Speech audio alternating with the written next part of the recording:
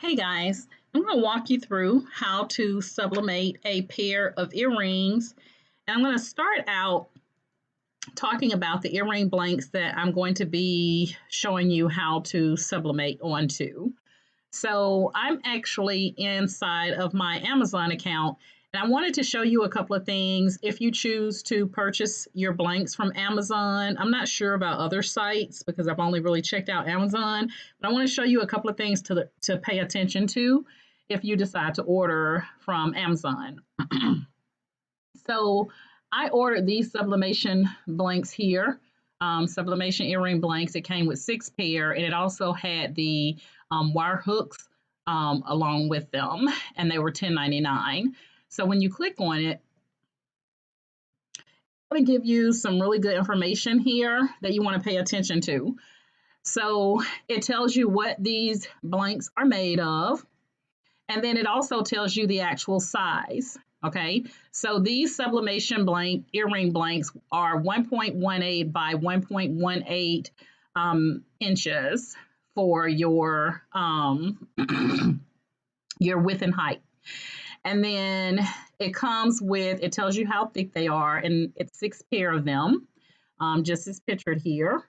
But pay attention to the sizing because these are extra small to me. I mean, I'm making them work, but I was really wanting to get bigger ones. So I'm going to order some bigger ones, but I just want to tell you things to pay attention to if you decide to order any from Amazon. It also will tell you how long to sublimate on these blanks.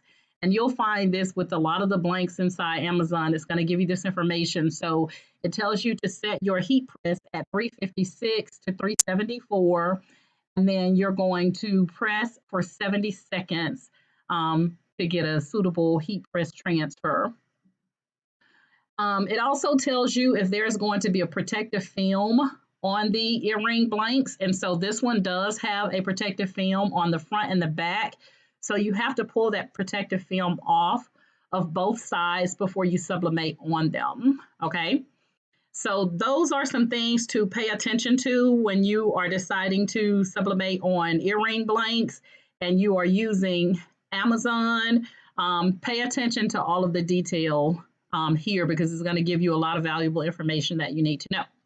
Now, since I know that my blanks are 1.18 by 1.18, when I go into Cricut Design Space, the first thing I'm going to do, or I'll show you the first thing I did, excuse me, which may work for you, is I went to Shapes and I actually took a circle since my blanks are in the form of a circle, and I automatically went up, unlocked the proportions, and changed the size and width to 1.18 and 1.18.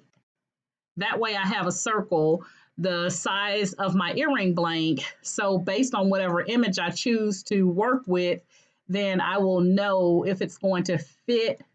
Some people like to make their transfers bigger so that the transfer will cover up the entire image, but I wanted mine to fit inside. So I did a pair of earrings where I sublimated on the front and the back of the blank. And then I made the circles so that I could see how small this would need to be, my image would need to be for it to fit inside of my blank. So I just wanted to put that out there. Excuse me. Get that centered. Okay, so that's what it would look like. The only difference is I did it on white. I didn't do any kind of color background, but you can do a color background if you choose to.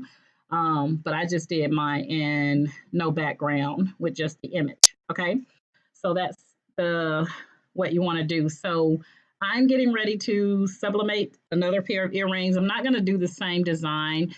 If anyone is interested in this image, I got it off of Google. So I just Googled beautiful clip art,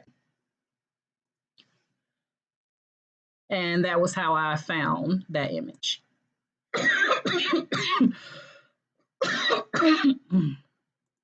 Excuse me, I had to cough. I don't want to cough in your ear here. So I'm going to hide these.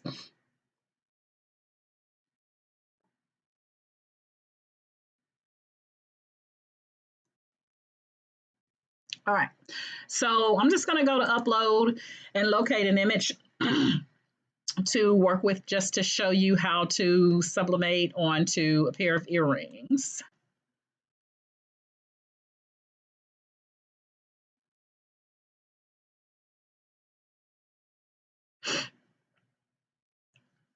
I'm going to find something kind of cute. Alrighty, let's see. So there's the image I did last.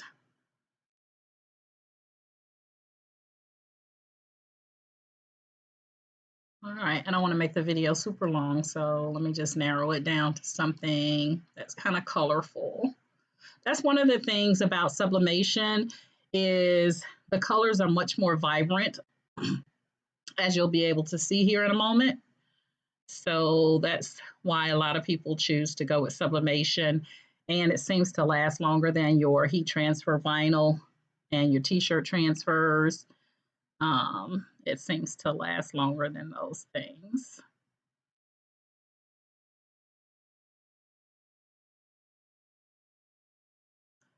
All right, so I think I'm going to try this little character here and see what that will look like. So I'm going to insert the image. And then for this particular one, what I would do is just unlock it and just shrink it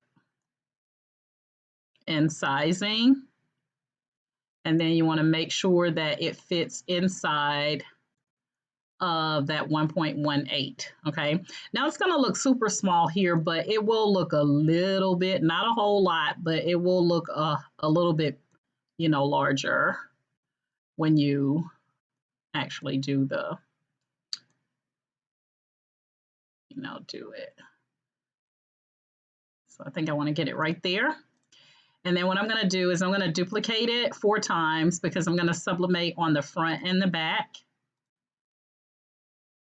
And then I'm just going to get rid of this circle because it's not going to be a part of the project. That's just to help you to make sure that your image isn't too large for your blank. Okay, so those don't have to really be in order. And then what you're going to do is go ahead and select Make It. And you'll see your images. You want to make sure to mirror because it's just like your heat transfer. When you're actually doing heat transfer vinyl, you have to mirror the image. You're going to mirror the image here as well. So give me 1 second and I'm going to load my paper into my Epson Work 47720 and I will be right back.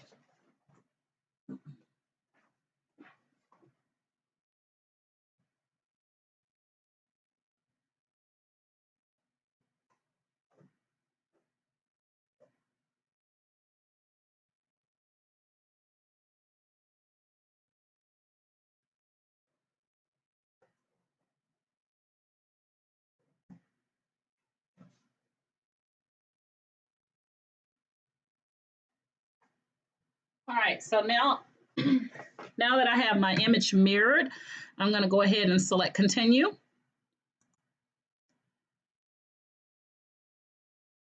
And then Send to Printer.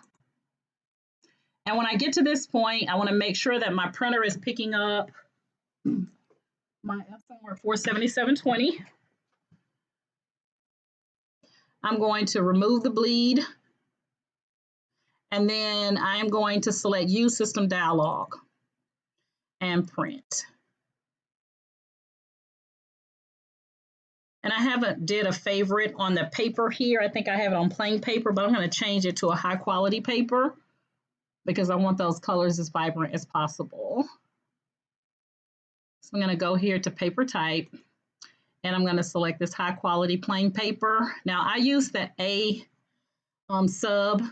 sublimation paper and it seems to work really, really nice. The colors come out as expected. So I haven't had any issues with it. And so I'm going to go ahead and hit OK. And that's the only change that I make there. It's just the paper. So let me grab my image.